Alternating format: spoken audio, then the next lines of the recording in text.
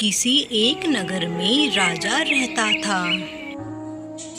उसका बहुत बड़ा महल था और साथ में बहुत ही बड़ा बगीचा था जिसमें एक सुंदर पेड़ था और उस पेड़ पर एक चिड़िया रहती थी।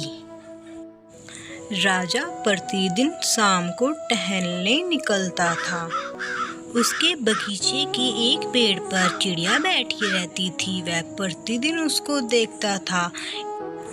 प्रतिदिन की तरह राजा जब टहलने निकलता है तो वह देखता है कि चिड़िया के अंडे नीचे गिर चुके हैं, जिसमें से एक अंडा फूटा हुआ है और उसका एक बच्चा बाहर देख रहा है। ऐसा देखकर राजा अपने सैनिक को बाहर बुलाता है और उसको आदेश देता है कि चिड़िया का घोंसला दोबारा से उसी पेड़ पर रख दिया जाए। अगली सुबह होती है। अब चिड़िया के तीनों बच्चे अंडे से बाहर निकल चुके होते हैं। चिड़िया माँ रोज अपने बच्चों के लिए भोजन इकट्ठा करती थी और रोज शाम को उनके पास आकर बैठ जाती थी।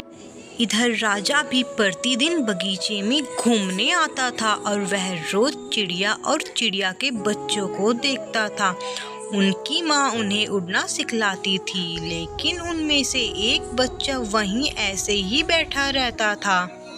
जो बच्चा ऐसे ही बैठा रहता था वह वही था जो उस दिन अंडे में से बाहर आया हुआ था।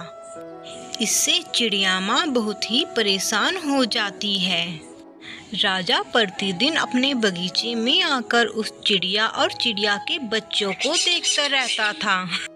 चिड़िया के साथ सिर्फ चिड़िया के दो बच्चे ही उड़ना सीख रहे होते हैं। एक बच्चा अपने घोंसले में ही बैठा रहता है। तब राजा अपने सैनिक को आदेश देता है कि नगर भर में ढिंढोरा पिटवा दिया जाए। जो भी मेरे बगीचे से इस चिड़िया के बच्चों को उड़ा पाने में सफल होगा उसको उचित इनाम दिया जाएगा। नगर भर में ढिंढोरा करवा दिया जाता है। उसके बाद नगर भर से लोग आने लगते हैं और चिड़िया के बच्चे को पेड़ से उड़ाने की बहुत ही कोशिश करते हैं। नगर के अनेक हुनरबाज अपना हुनर दिखाते हैं, लेकिन चिड़िया का बच्चा उस घोंसले से उड़ ही नहीं रहा था। चिड़िया का बच्चा एक डाली से उड़कर दूसरी डाली पर चला जाता, लेकिन वह उस पेड़ से उड़ने का नाम ही नहीं ले रहा था। यह सब राजा देख लेता है और गंभीर सोच विचार करने लगता है कि ऐसी कौन सी बात है, क्या यह रहस्यमयी तो नहीं कुछ जो यह चिड़िया का बच्चा यहाँ से उड़ ही नहीं रहा। शाम होने पर दूसरे नगर से एक व्यक्ति राजा के महल में आ जाता है और राजा से कहता है, आपने नगर भर में ढिंढोरा पिटवाया था। मैं पास के ही नगर से आया हूँ। मुझे उस रहस्यमय चिड़िया के बच्चे के बारे में सब कुछ पता है। मुझे पता है वह पेड़ से क्यों नहीं उड़ पा रहा है। मैं कुछ ऐसा बंदोबस्त करूँगा कि वह उस पेड़ से उड़ जाएगा, लेकिन राजा मुझे इसका उचित नाम दीजिएगा। राजा उसकी बात सुनकर अचंभित हो जाता है कि ये क्या ही कर लेगा जब नगर भर के लोग उस चिड़िया के बच्चे को नहीं उड़ा पाए। लेकिन राजा से वह आदमी कहता है, सुबह होते ही वह बच्चा उड़ जाएगा, मेरा यकीन मानो। और जैसे ही अगली सुबह होती है वह आदमी फिर राजा के दरबार में आता है। महाराज, मैंने अपना कार्य कर दिया है। वह बच्चा अब आपको उस डाली पर या फिर उस पेड़ पर नजर नहीं आएगा। अगर आपको यकीन नहीं तो आओ मेरे साथ चलो।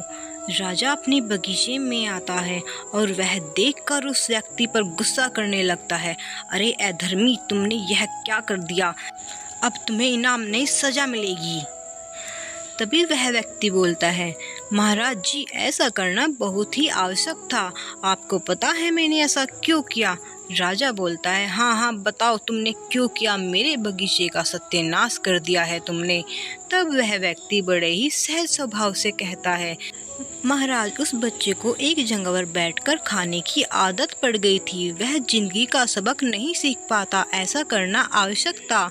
तब राजा उसकी बातों से प्रसन्न हो जाता है और उसको उचित इनाम देता है।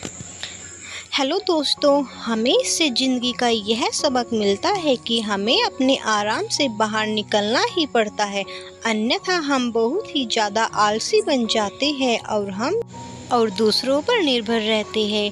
हमारे चैनल को सब्सक्राइब करें, वीडियो को लाइक करें, शेयर करें। टन